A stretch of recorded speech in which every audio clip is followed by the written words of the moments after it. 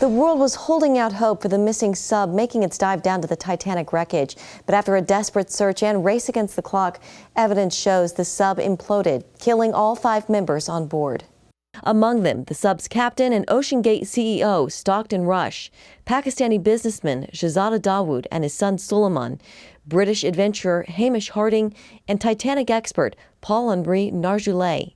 The Coast Guard announcing Thursday search crews found 5 pieces of the sub about a third of a mile from the Titanic wreckage. This is an incredibly unforgiving environment down there on the seafloor, and the debris is consistent with a catastrophic implosion of the vessel. The Navy is confirming an underwater acoustic system likely heard the implosion Sunday, not long after the vessel began its dive. It's believed a fault or failure in the hull of the sub could have caused the implosion, that hull including carbon fiber. Carbon fiber is a miraculous material. It's what we're using to build next-generation airplanes out of, the Dreamliner, the A350, things like that. But it's not particularly well understood how it works over time in terms of fatigue at depths and in extreme cold.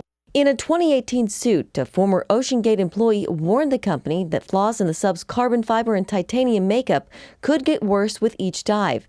And this sub had gone down to the Titanic wreckage 13 times in 2 years. And it was predicated on what I think of as a fundamentally flawed design principle, which is a carbon fiber hull. James Cameron, director of the Oscar-winning movie Titanic, telling ABC he raised concerns years ago about a sub with a similar design. And I told those guys, I said, somebody's going to get killed in that sub or in a sub like it. And the DNA of the OceanGate sub was in that sub. He and others believe the sub, in an emergency move, had dropped its weights and was trying to make it back to the surface. More than likely, they, as they were experiencing difficulties, began to drop their weights and ascend to the surface. They never made it. So if you're on your way up and you're buoyant and you don't make it, it's a catastrophic implosion.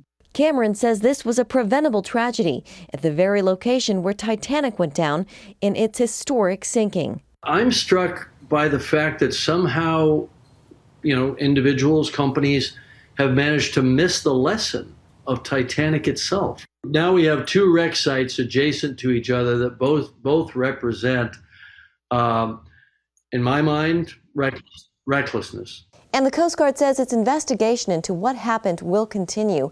It's still not sure if it'll be able to recover the remains of the crew members.